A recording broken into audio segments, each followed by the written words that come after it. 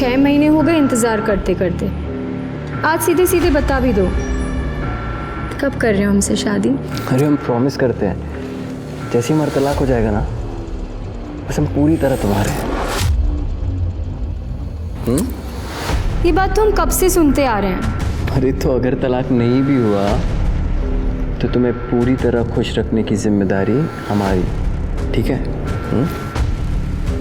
नहीं भी हुआ मतलब? तुम हमारे साथ सिर्फ मजे करना चाहते हो? तो जिंदगी में मजे के अलावा रखा ही क्या है? छोड़ो मुझे। बस एक दूसरे को खुशी देते रहो। देखो हम बताते कैसे, ऐसे। आज के बाद अपनी शक्ल मत दिखाना हमें। अरे स्वीटी, मजे करेंगे, करो मजे, बदतमीज। स्वीटी,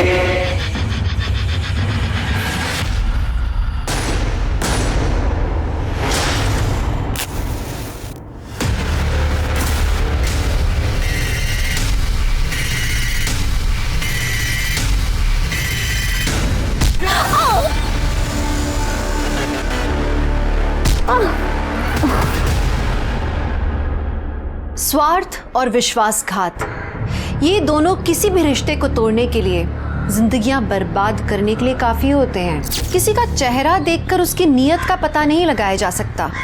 कभी कभी एक बड़ा सीधा साधा सा दिखने वाला इंसान भी भयानक वारदातों को अंजाम दे सकता है, ऐसी वारदातें जिनकी हम कल्पना भी नहीं कर सकते।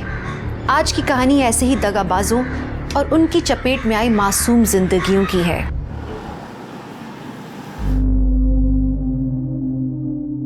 अच्छा भाभी जी, मैं चलता हूँ, ठीक है? ठीक।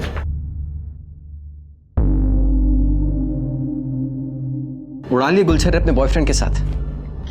किसी बहुत फट्टू है, हमें आते देखते ही भाग गया। अरे आप कैसी बातें कर रहे हैं? उसने नई गाड़ी ली है इसलिए वो मिठाई देने आया था। अच्छा, अगर हम अभी घर नहीं आते ना तो उसके साथ कार में घूमने जाने का भी प्लान था ना? बोल।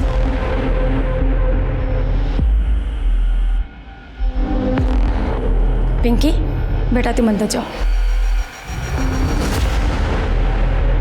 कम से कम पिंकी के सामने तो ऐसी बातें मत बोलिए। तो तलाक क्यों नहीं दे देती हमें? उसके बाद जितने मर्दों के साथ गुलछर्रे उड़ाने हैं ना, उड़ाते रहना। गुलछर्रे हम नहीं, आप उड़ाते हैं बाहर। हम कुछ बोलते नहीं है, इसका मतलब ये नहीं कि हमें कुछ पता नहीं है। और रही बात तलाक की, भूल जाइए उसे आप। कीचड़ उछालती हो हम पे, हाँ? और तलाक को कैसे भूल जाए? तलाक के पेपर पे तो हम तुमसे साइन लेकर रहेंगे।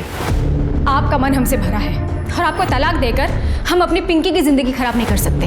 और अगर आपको तलाक चाहिए तो ये घर और गांव की प्रॉपर्टी मेरे और पिंकी के नाम आप कर दीजिए।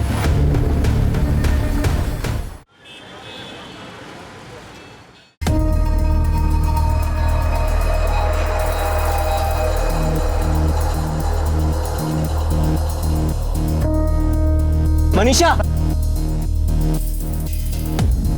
दीपक,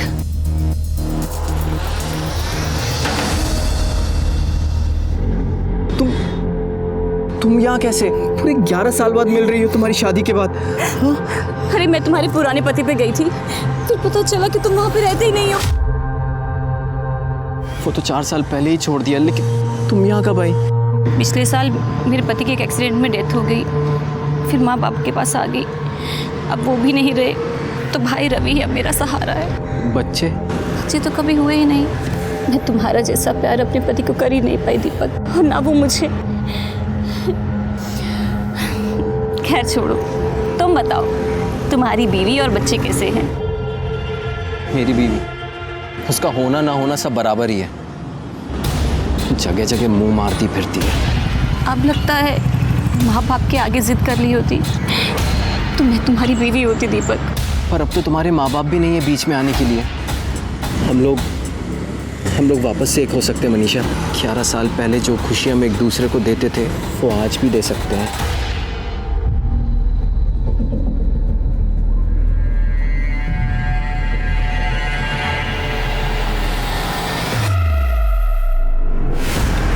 सुनिए जी आपके पति दीपक वर्मा है ना जी। आपके पति को हार्ट अटैक आया है। क्या? उनको यहाँ के गवर्नमेंट हॉस्पिटल में एडमिट किया मैंने। आप कौन है? मैं उनके ऑफिस में काम करता हूँ, उन्होंने मुझे आपको लाने के लिए भेजा है। जल्दी आइए आइए। सीट बेल्ट बांध लो आप।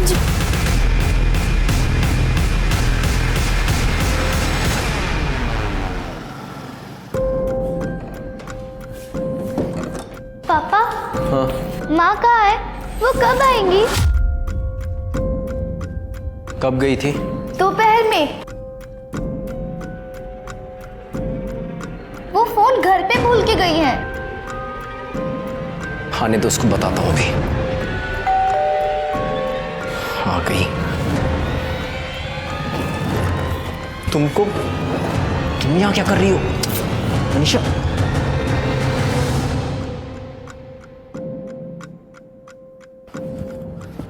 बेटा आप अंदर जाके पढ़ाई करो। हाँ हम बुलाते हैं हम।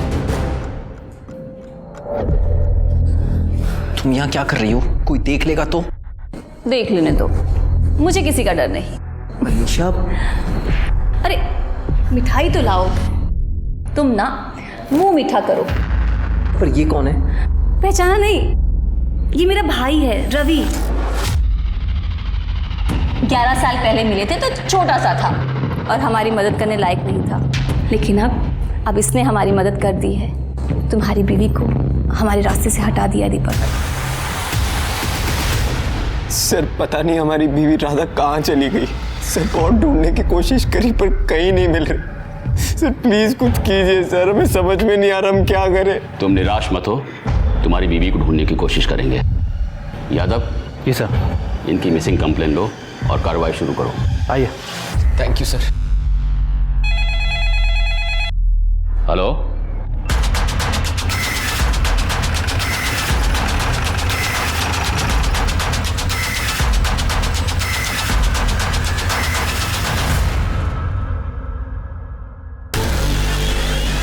आसपास देखो कुछ मिलता है? सर बॉडी आधी जली हुई है, चेहरा भी काफ़ी बिगड़ चुका है। ऐसा लगता है किसी ने पहचान मिटाने की कोशिश की है।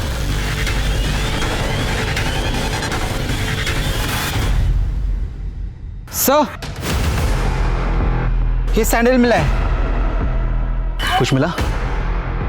सर अभी तक कुछ ऐसा नहीं मिला जिससे बॉडी की शिनाख्त हो सके। कितनी मिसिंग कंप्लेन है? सर तकरीबन 20 से 22 होंगे। बॉडी को पोस्टमार्टम के लिए भेजो और जितनी भी मिसिंग कंप्लेन है सबको शिनाख्त के लिए बुलाओ। Okay sir. मनीषा अपना खोया हुआ प्यार हर हालत में पाना चाहती थी, इसलिए उसने एक हत्या की साजिश रची। वहीं दीपक जब उसे अपनी पत्नी की हत्या के बारे में पता लगा तो पुलिस के पास जाने के बजाय उसने मनीषा का साथ दिया। दीपक और मनीषा ने स्वार्थ में सारी हदें पार कर दी थी, लेकिन इसमें राधा का क्या दोष था? और पिंकी, वो छोटी सी बच्ची, इतनी छोटी सी उम्र में उसके सर से उसकी माँ का साया छिन गया। लेकिन ये कहानी यहीं खत्म नहीं होती। इस कहानी में एक नया मोड़ आना अभी बाकी था।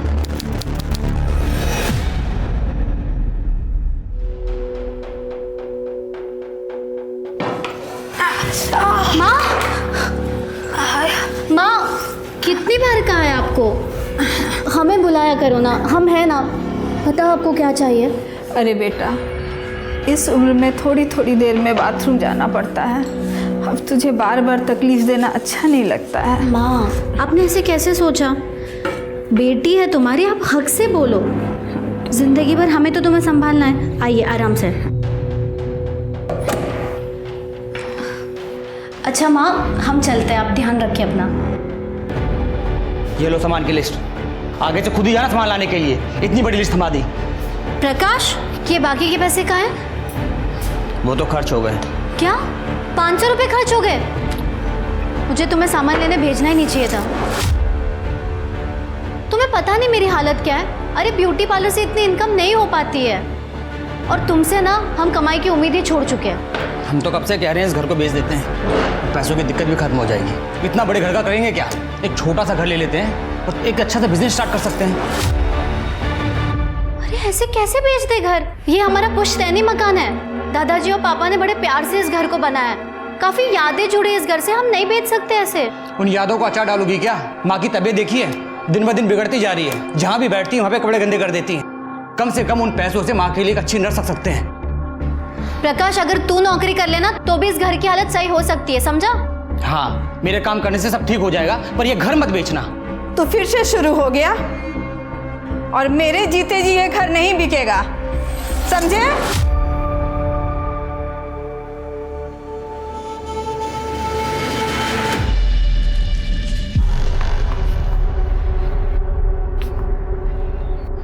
अरे राजू, प्रीति दीदी, हाय। पढ़ाई कैसे चल रही तुम्हारी? अच्छी चल रही है दीदी।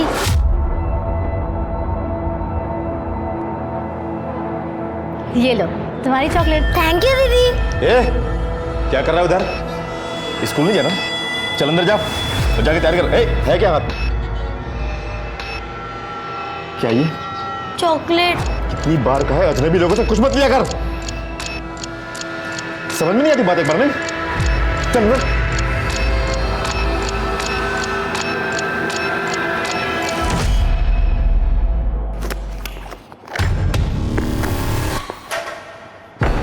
सुन, पता है ना माल किसको पहुंचाना है?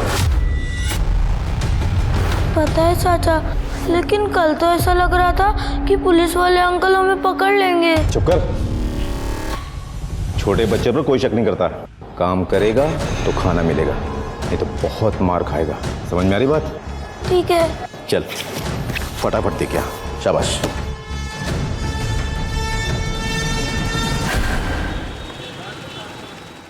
खाओ बेटा।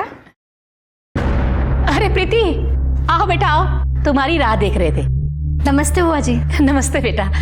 नमस्ते फूफा जी। खुश रहो बेटा। हाय विनोद भैया।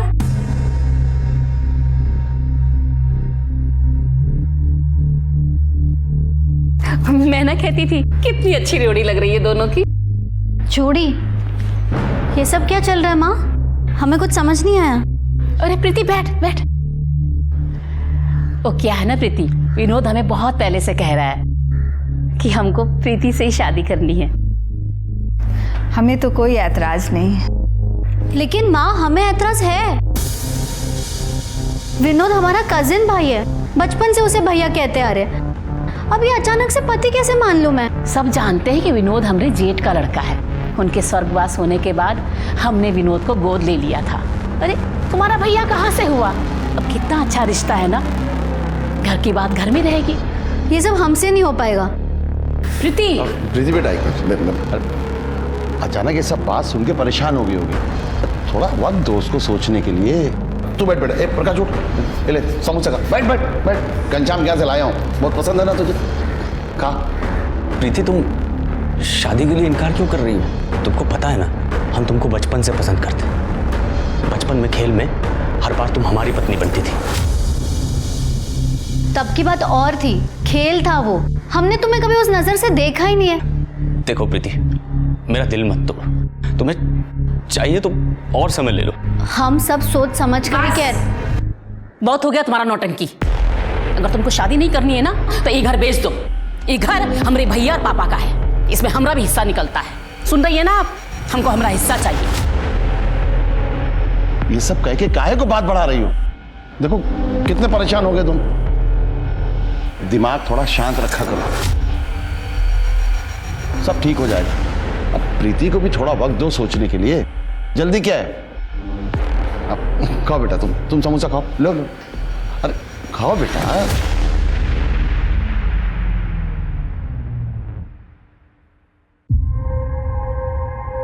Okay, thank you.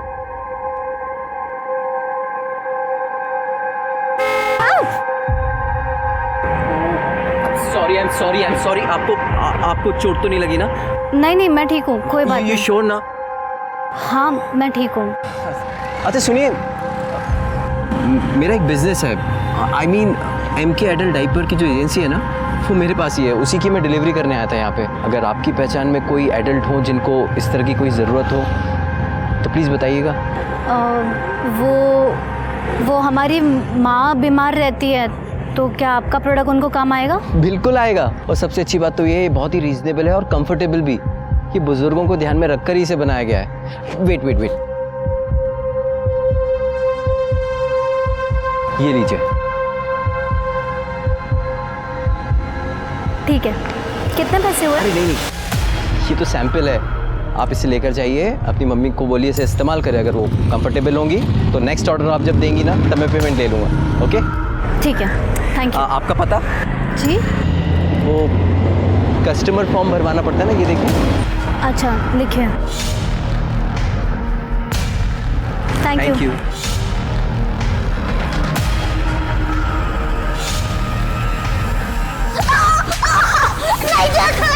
क्यों नहीं मानता मेरी बात? क्यों नहीं मानता मेरी बात? जो बोलूंगा वो करेगा, करेगा ना? क्यों मारा इसे? क्या किया इसने? तो फिर आगे टांग अड़ानी? ये हमारा मामला हट जाता है। छोड़ इसे। इस पे ना दोबारा हाथ मत उठाना, वरना ना पुलिस को बुलाऊंगी। पता है ना, बच्चों के साथ मारपीट करना गैर कानूनी है।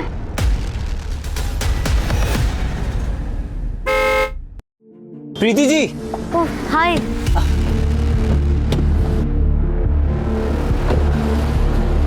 कैसी हैं आप? मैं बिल्कुल ठीक हूँ। और आंटी जी की तबीयत? माँ भी ठीक है। और हाँ, वो डाइपर्स की वजह से काफी सुकून है उनको। Thank God. वो मैं यहाँ पे खाने के लिए आया था। यहाँ बहुत अच्छा पूरी भाजी का स्टॉल है, बहुत फेमस है। आप खाएंगी मेरे साथ? नहीं थैंक यू। क्या नहीं, आइए ना प्लीज, बैठिए। चलते। अरे प्लीज चलिए ना, वैसे भी अकेले खाने का मन नहीं होता है। प्लीज। खाने तुमको अच्छा नहीं लग रहा है क्या? नहीं काफी अच्छा है। और तुम्हारी फैमिली में कौन कौन है? माँ है और भाई है बस। पापा कुछ साल पहले गुजर गए थे। और आपकी फैमिली में कौन कौन है? मेरी जिंदगी में बताने लायक ऐसा कुछ है नहीं। माँ बाप बचपन में ही गुजर गए थे। और बीवी बच्चे?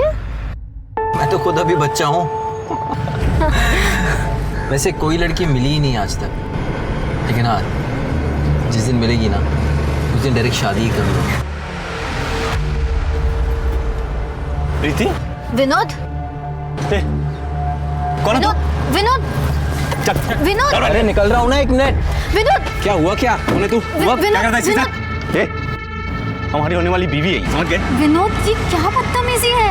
ये सेल्समैन है। हमने माँ के लिए डायपर भी इनसे लिए थे।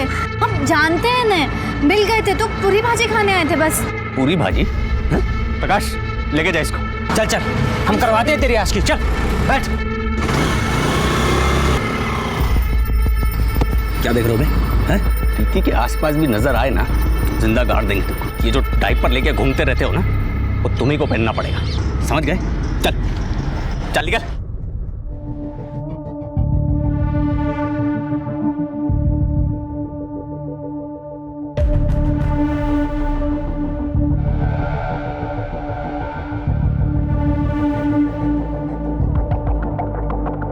वो ब्यूटी पार्लर के बाहर इंतज़ार करने के बजाय तुम्हें फ़ोन करें तो चलेगा ना? हाँ चलेगा, लेकिन मैं तुम्हें दूसरा नंबर देती हूँ। वो क्या है ना, विनोद मेरा फ़ोन चेक करता है। ठीक है, और हमारा पुराना नंबर भी ना बंद हो गया है, तो हम तुम्हें नए नंबर से फ़ोन करेंगे। ठीक है? ठीक है।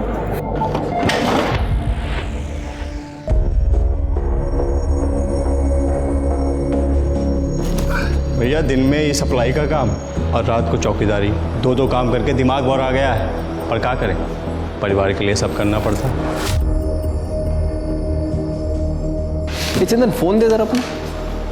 क्या बात, नई लौड़िया पटाई होगा? भैया मौज तो आप ही ले रहे हैं। आज ये, कल वो, परसों कोई और हैं? हाँ, वो हम मनोहर लॉज जा रहे थे क्लाइंट से मिलने के लिए। अगर तुम फ्री हो तो वहीं आ जाओ, वहीं से फिर घूमने चलेंगे।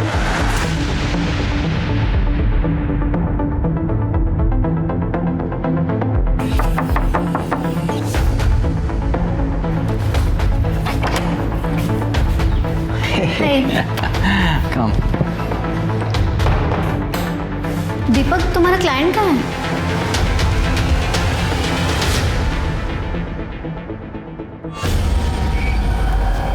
शरबत बोला था, पानी नहीं। एक काम तुझसे ठीक से नहीं होता है। आंटी वो शरबत खत्म हो गया था। चलो पैर दबाओ अब। आंटी मैं बहुत थक गई हूँ, अब मुझे भी स्कूल का होमवर्क भी करना है। कामचोर कहीं की, स्कूल का होमवर्क भी करना है। पढ़ लिख कर लाट साहब बनेगी क्या? चुपचाप पैर दबा, वरना तेरा ना स्कूल जाना बंद कर दूंगी। दबा जल्दी।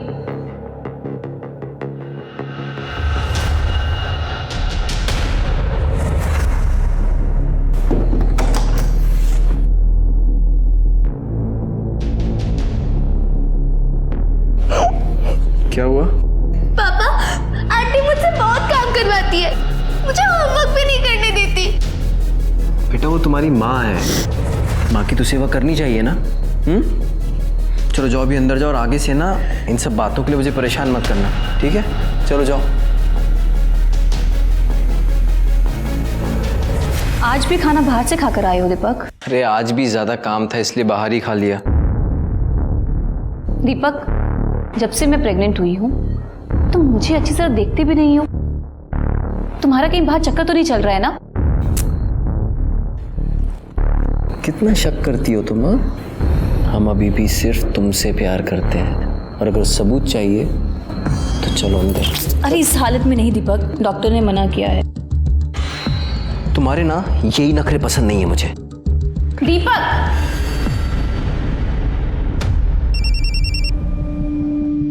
हाँ दीदी। रवि, हमें लग रहा है कि दीपक हमसे कुछ छुपा रहा है। शायद उसका कहीं चक्कर चल रहा है।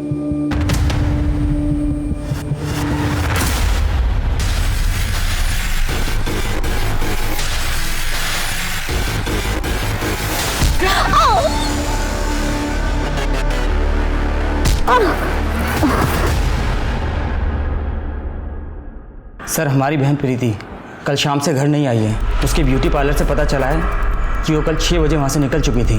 तो तुमने उसकी मिसिंग कंप्लेंट कल शाम को क्यों नहीं लिखाई? पुलिस 24 घंटे से पहले मिसिंग कंप्लेंट लिखती कहाँ है? प्रीति रोज कितने बजे घर आती है? वैसे तो सर वो 8 बजे तक आ जाती थी, लेकिन अभी कुछ दिनों से थोड़ा सा लेट आ रही थी। क्यों? शायद उसका किसी के साथ अफेयर चल रहा था। किसके साथ? पता नहीं सर, मैंने कभी पूछा नहीं। शर्मा, प्रीति की डिटेल्स इनसे ले लो। सर। तुम्हें किसी पे शक है? प्रीति का किसी से कोई झगड़ा या अनबन थी? विनोद कहने के लिए हमारा कज़न है, वो प्रीति से शादी करना चाहता है, पर प्रीति उसे शादी नहीं करना चाहती है। विनोद, हम तो प्रीति से 2 दिन पहले मिले थे, हमको क्या पता वो कहाँ है। हमने सुना है तो प्रीति को बहुत परेशान करता है, बहुत चिल्लाता है उस पर। सर, प्रीति को तो हम अपने घर की बहू बनाना चाहते हैं, हमें भी उसकी फिक्र है, और आप हम ही से सवाल पूछ रहे हैं। अब प्रीति की माँ अनुराधा का फोन भी आया था, वो बहुत परेशान है। आप प्रीति को ढूंढिए, बड़ी मेहरबानी होगी आपकी। सर, प्रीति के मोबाइल रिकॉर्ड्स, उसके मोबाइल की लास्ट लोकेशन संगटा जंगल के आसपास की है, जिसके बाद उसका फ़ोन स्विच ऑफ हो गया। सर, कॉल रिकॉर्ड्स में भी कुछ सस्पिशियस नहीं मिला है, ना कोई लेट नाइट कॉल्स, ना कोई ऐसे कॉल जिस पे बहुत देर तक बातें हुई। सभी कॉल्स या तो काम से रिलेटेड थी या तो फैमिली के साथ। सर, संगटा जंगल में एक लाश मिली है।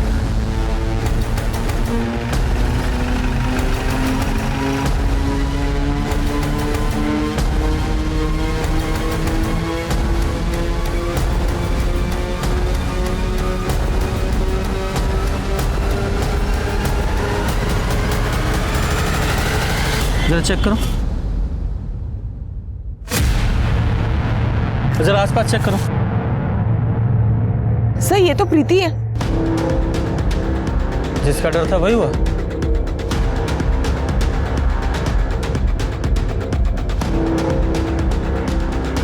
सर, इसका सिर फटा हुआ है, शायद किसी भारी चीज से वार किया गया है।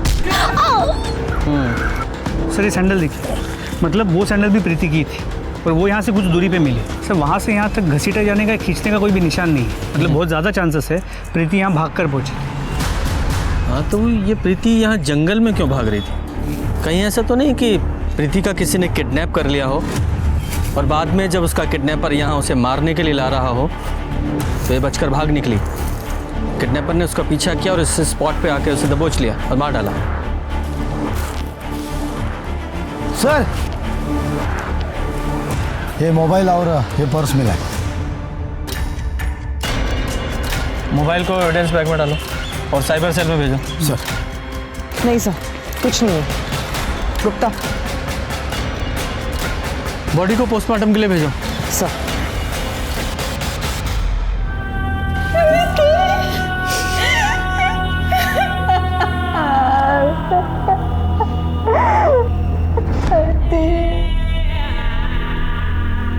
सर, प्रीति की पोस्टमार्टम रिपोर्ट के मुताबिक उसकी मौत 22 फरवरी की रात 6 से 9 बजे के बीच हुई है।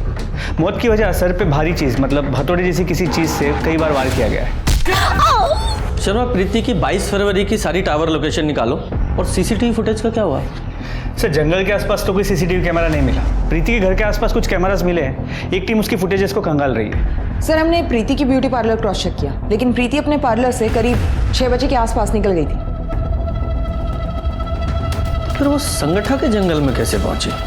शर्मा, उस एरिया के जितने भी हिस्ट्री शीटर हैं सबको उठाओ प्रीति के भाई ने बताया था प्रीति का किसी के साथ अफेयर था। सर उसने कहा तो था, लेकिन कॉल रिकॉर्ड्स में ऐसी कोई बात सामने नहीं है।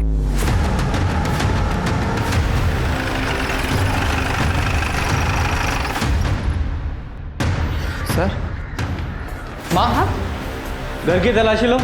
सर क्या ढूंढ रहे हैं साहब? किस चीज़ की तलाशी? सर क्या ढूंढ रहे हैं आप? तलाशी के बाद बताते हैं।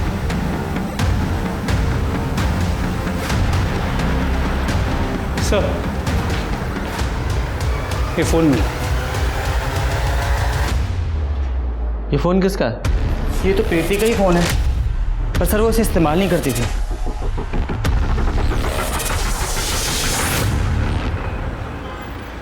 ठीक है सर प्रीति के पुराने फ़ोन को चेक किया। पिछले 1 महीने से वो सिर्फ एक नंबर से बात कर रही थी। सर वो नंबर किसी चंदन मिश्रा के नाम पे रजिस्टर्ड है। उठा के लाओ उस चंदन मिश्रा को। सर मैम हमने कुछ नहीं किया है। मैम साहब उस दीपक सिन्हा का अफेयर चालू था प्रीति के साथ। उससे बात करने के लिए वो हमारा फ़ोन इस्तेमाल करता था, कभी कभी तो खुद ही जेब से निकाल लेता था साहब। पुरानी जान पहचान थी तो हमने मना भी नहीं किया। इसके अलावा हम कुछ नहीं जानते साहब, हमने कुछ नहीं किया साहब। कुछ अच्छी कहानी है। कहानी नहीं है साहब, ये देखिए साहब, ये है दीपक सिन्हा। शर्मा, इस दीपक सिन्हा की पूरी डिटेल्स निकालो।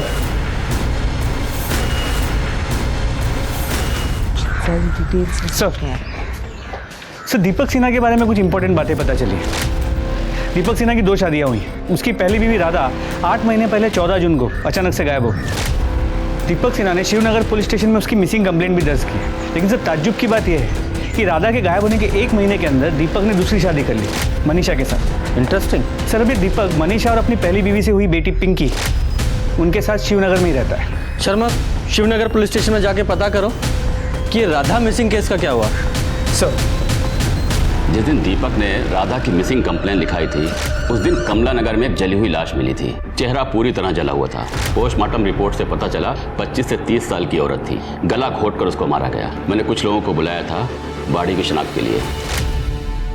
हमें बॉडी के पास चप्पल मिली है, आप देखिए। क्या आप जानते हैं इसे? बॉडी के पास हमें चप्पल मिली है, क्या आप लोग इसे पहचानते हैं? ये तो शुभांगी की चप्पल है। शुभांगी, हमारी बेटी की लाश। नहीं सर ये हमारी बीवी नहीं है सर ये इन्हीं की बेटी होगी सर। पता नहीं हमारी राधा के साल में होगी। राधा मिसिंग केस तो अभी भी ओपन है, लेकिन राधा का अभी तक कुछ पता नहीं चला। आपने बॉडी की डीएनए टेस्ट करवाई थी? नहीं, हमने डीएनए सैंपल लिया था, लेकिन चौबे फैमिली ने जब बॉडी की शिनाख्त कर ली तो हम लोगों ने बॉडी उनको सौंप दी। वेरी गुड शर्मा, ये डीएनए प्रिजर्व है, ये तो हमारे लिए बहुत अच्छी खबर है। इस चौबे दंपति को ढूंढो, उनकी ज़रूरत पड़ेगी। तब तक मैं इस दीपक की खबर लेता हूँ। Okay sir. प्रीति? कौन प्रीति सर? मैं किसी प्रीति को नहीं जानता सर। नाटक बंद कर। वो चंदन है ना तेरा सिक्योरिटी वाला, सब उगल दिया उसने। तेरा अफेयर था ना प्रीति के साथ। दीपक, ये सब क्या है? इंस्पेक्टर सर क्या बोल रहे हैं? 22 फरवरी की शाम को 6 से 8 बजे के बीच कहाँ था तू? मैं तो ऑफिस में ही था सर। अच्छा, क्या सबूत है? सर सबूत तो हम खुद है सर। हमारा प्रीति के खून से कुछ लेना देना नहीं है सर। मैंने खून कब कहा? मैंने तो ऐसा कोई आरोप नहीं लगाया।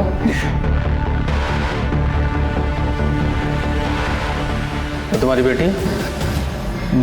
जी सर। जब तक प्रीति के कातिल नहीं पकड़े जाते शहर छोड़ के मत जाना।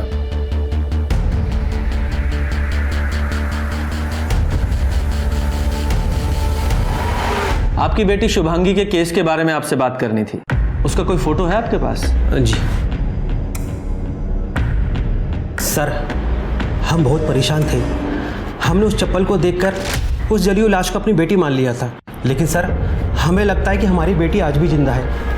ऐसा क्यों लगता है आपको? पिछली दिवाली को एक फ़ोन आया था और उस फ़ोन पे एक लड़की के रोने की आवाज़ आ रही थी। और सर वो लड़की मुझे पापा बोल रही थी। लेकिन सर अचानक से ही कॉल कट गया। हमने उस नंबर पर कई बार कॉल किए पर किसी ने फ़ोन नहीं उठाया। हमें लगा ये हमारा वहम है। उस वक्त भी हमें शक था कि शुभांगी किसी लड़के के साथ भाग गई है। पूजा जरा चेक करो इन लोगों का शक सही है या नहीं। सर। शर्मा इन दोनों के डीएनए सैंपल ले लो और जरा मैच करा के देखो। सर।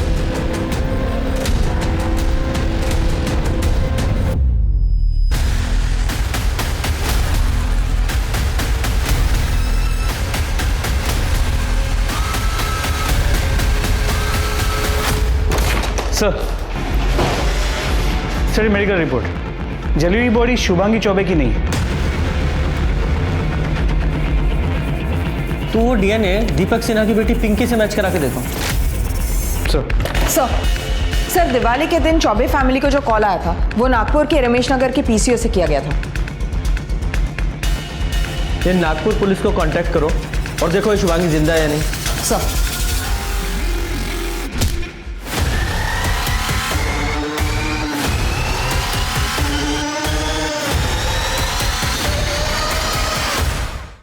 लीजिए भाभी, खाना खा लीजिए। ऐसे कब तक चलेगा भाभी? ऐसे में आपकी तबीयत और खराब हो जाएगी। खा लीजिए। अब भगवान की इच्छा के आगे किसका जोर चला है भाभी जी। हम भी तो प्रीति को अपने घर की बहू बनाने का सपना देख रहे थे, सब मिट्टी में मिल गया। जिसने भी ये किया है भगवान माफ नहीं करेगा उसको। जाने वाले के साथ मरा तो नहीं जाता ना। हम हैं, प्रकाश है, हम सब आपका ख्याल रखेंगे। वैसे प्रकाश है कहाँ? हाँ ठीक है, जाओ जरा आसपास चेक करो, बॉडी चेक करो।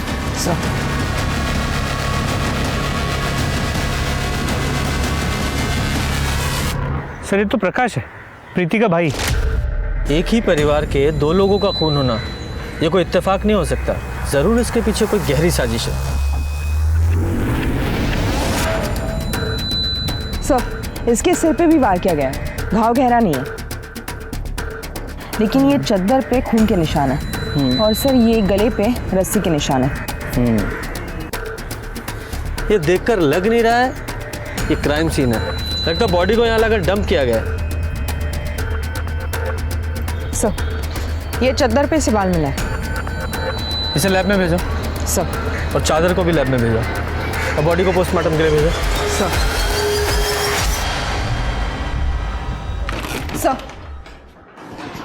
सर नागपुर पुलिस ने इंक्वायरी की है, हमारा शक सही निकला। शुभांगी नागपुर में रहती है अपने पति के साथ। ये रही उन दोनों की फोटो। सर शुभांगी ने कबूल किया कि उसके माँ बाप इस शादी के खिलाफ थे, इसलिए वो गोरखपुर से नागपुर भाग गई थी। Good job. इस शुभांगी को गोरखपुर आने के लिए बोलो। सर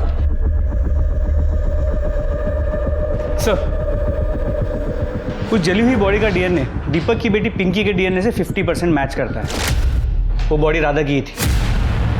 सर एक और सस्पिशियस बात पता चली, दीपक और उसकी दूसरी बीवी मनीषा बहुत पुराने आशिक हैं और मनीषा का भाई रवि हिस्ट्री शीटर है, मारपीट के केस में अंदर जा चुका है।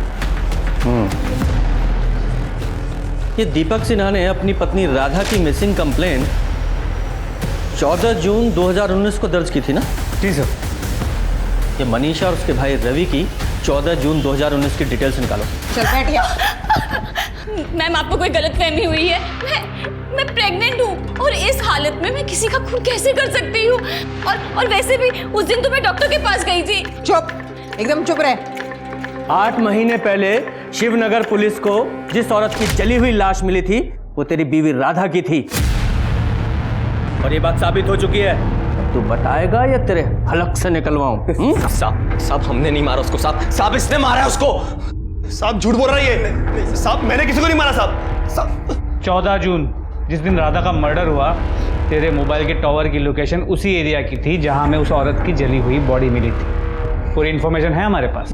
साहब हमने कहा था ना, साहब यही खूनी है साहब। साले कमीने तेरे लिए किया मैंने सब कुछ। ये हमारे लिए किया, अपनी बहन के लिए किया। हमने कहा था राधा को मारने के लिए। मेरी बहन के नाम लगा तू। से बीच में अब ये भी बताओ कि प्रीति और प्रकाश को क्यों मारा? साहब हम तो प्रीति से प्यार करते थे, हम क्यों मारेंगे उसको? साहब इसने ही मारा है साहब प्रीति को भी। अच्छा प्यार करता था तू? पहली बीवी को मारकर दूसरी शादी की और दूसरी बीवी के होते हुए तीसरी लड़की के पीछे पड़ा था तू। अगर तू प्रीति की जिंदगी में नहीं आता तो ये उसे नहीं मारता, जिंदा होती वो आज। साहब मैंने सिर्फ राधा को मारा साहब। आपके पति दीपक वर्मा है ना जी? आपके पति को हार्ट अटैक आया है।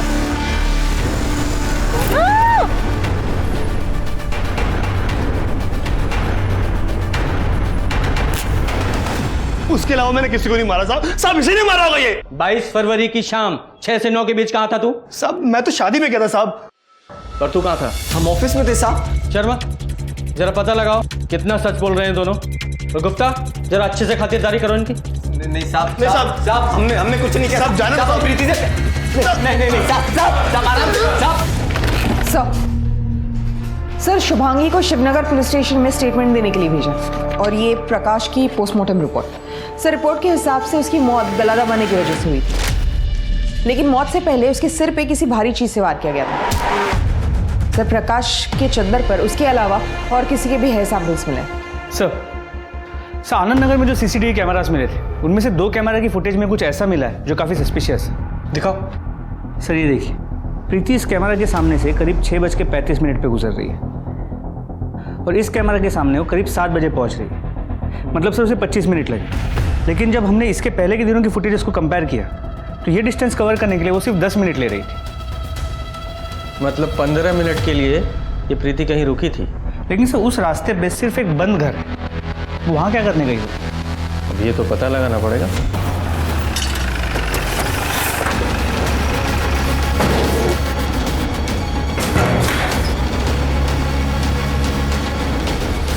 जरा चेक करो वो दरवाजा देखो।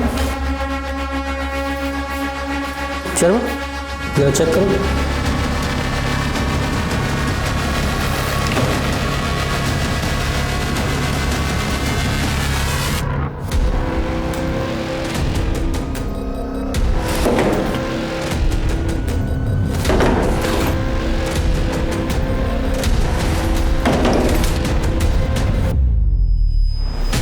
Raju Singh 6th division room number 105 Shankar road Anand नगर।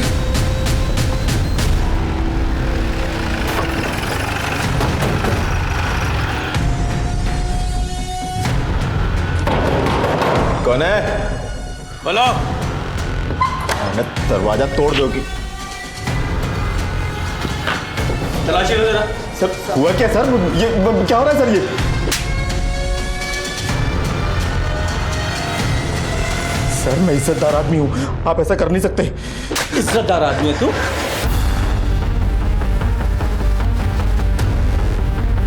बेटा ये बैग तुम्हारा है ना? खोलो इसे। हाँ।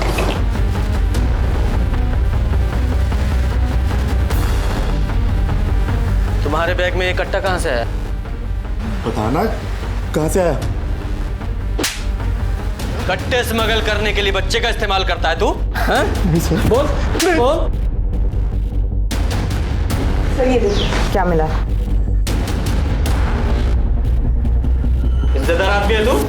ये है तेरी इज्जत? बेटा जरा 22 तारीख को प्रीति दीदी से मिले थे? हाँ। 22 तारीख को प्रीति दीदी से मिले थे? हाँ। अरे राजू इस समय स्कूल के कपड़े में और ये स्कूल बैग लेकर कहाँ जा रहा है? अरे भाग क्यों रहा है? तेरा बैग क्यों इतना भारी है? क्या है इसमें? ये कट्टा ये तेरे पास कैसे आया? तेरे चाचू ने दिया ना तुझे ये? हाँ। आज तो मैं उसका बंदोबस्त करके रहूंगी, उसे जेल भिजवाऊंगी। चाचा प्रीति दीदी को पसंद नहीं करते थे और प्रीति दीदी को गालियां देते थे। प्रीति के पुलिस में कंप्लेंट करने से पहले मार दिया उसको तूने? अरे साहब मैं उस दिन उससे मिला ही नहीं, मैं पूरा दिन अपने घर में था। पता ना तेरा चाचा कहाँ था? वो क्या बताएगा? तो कितना सच बोल रहा है सब पता चल जाएगा। थाने चल के तेरे हलक में से उगलवाएंगे। लेके चलो इसे। हेलो ठीक है हम देखते हैं। सर मुन्ना खबरी का फ़ोन था। आनंद नगर के मनोहर लॉज में हर कमरे में कैमरा लगे हुए हैं, वहाँ कपल्स आते तो उनकी रिकॉर्डिंग की जाए।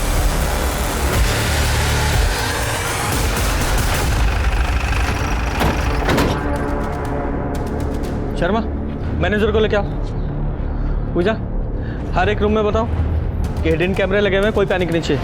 अब लोग जाओ, तलाशी लो। अरे साहब, हमने क्या किया बता दो साहब। साहब बोल, क्या हुआ साहब? कितना हफ्ता चाहिए? मैं देने को रेडी हूँ साहब। पैसा देगा तू? साहब बहुत पैसे आए तेरे पास? बट मैंने किया क्या है साहब? अभी पता चलेगा। गुप्ता, बाकी कमरे चेक करो। सर, ये 2 कैमरास मिले, बाकी कमरे चेक हो रहे हैं। क्या है ये? बोल साहब, बोल वरना मार मार के टमाटर की तरह तुझे लाल कर दूंगा। बताता हूँ साहब, हम तो सिर्फ यहाँ पे काम करते हैं साहब। हमें कहा गया था कि सेक्स वीडियो रिकॉर्ड करके उसकी कॉपी बना के एक आदमी को भेजते रहे। वो आदमी हमें उस सेक्स वीडियो के बदले अच्छे पैसे देता है साहब। कौन है वो आदमी? कौन है वो आदमी? शर्मा, जहाँ इन कैमराज की वीडियो रिकॉर्डिंग होती है वो हार्ड डिस्क रिकवर करो। सर, मनोहर लॉज से जो हार्ड ड्राइव बरामद हुए थे उनमें कई सारे सेक्स वीडियोस मिले। सर, उनमें से एक सेक्स वीडियो में प्रीति भी है। प्रीति? सर, ये देखिए।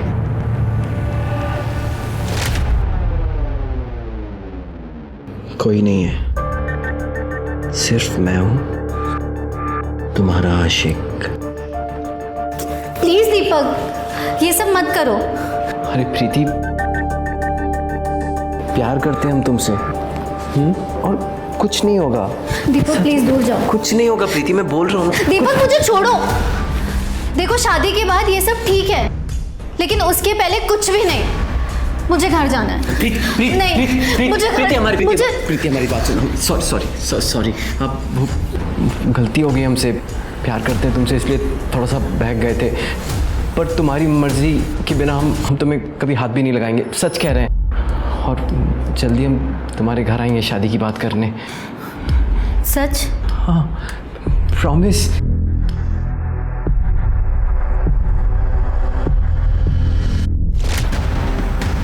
उठा के लाओ इन मर्डर्स के मास्टरमाइंड को। सर,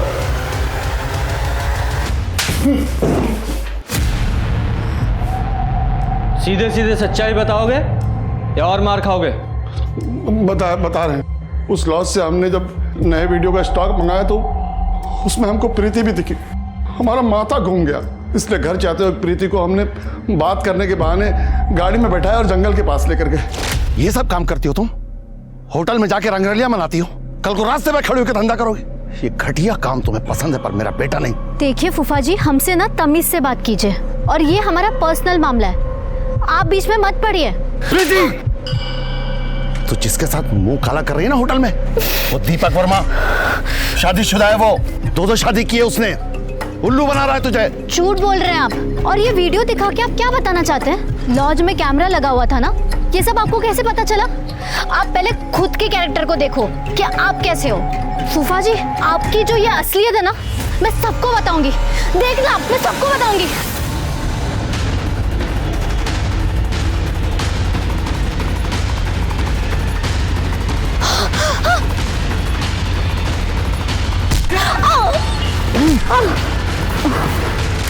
ये बात हमने अपनी बीवी को बता दी।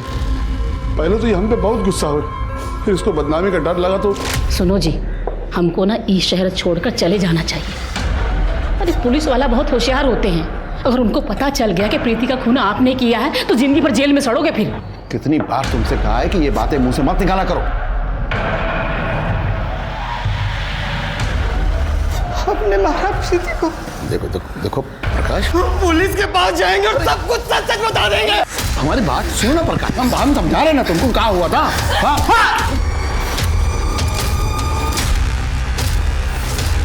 हम उसकी लाश चादर में लपेट कर लेकर गए, और जब फेंकने लगे तो हमको चादर पे खून लगा हुआ दिखा, इसलिए हमने चादर भी वहीं छोड़ दी।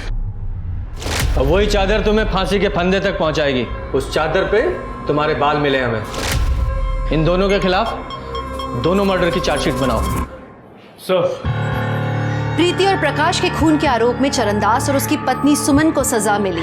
दूसरी तरफ राधा की हत्या के मामले में कोर्ट ने दीपक, मनीषा और उसके भाई रवि को दोषी करार दिया। हमने अक्सर लोगों को कहते सुना है कि किसी की सूरत देखकर उसकी सीरत का पता लगाया जा सकता है, लेकिन आज के जमाने में ये कहावत बिल्कुल लाजमी नहीं है। किसी पर भरोसा करना अच्छी बात है, लेकिन भरोसा करने से पहले उस इंसान को अच्छे से जांच लेना, परख लेना बहुत ज़रूरी है। सतर्क रहकर ही ऐसे दगाबाजों से हम खुद को बचा सकते हैं। तो अब मैं दिव्यांका त्रिपाठी दही आपसे लेती हूँ विदा, फिर मिलूंगी नई और सच्ची कहानियों के साथ। आप देखते रहिए क्राइम पेट्रोल सतर्क। जय हिंद।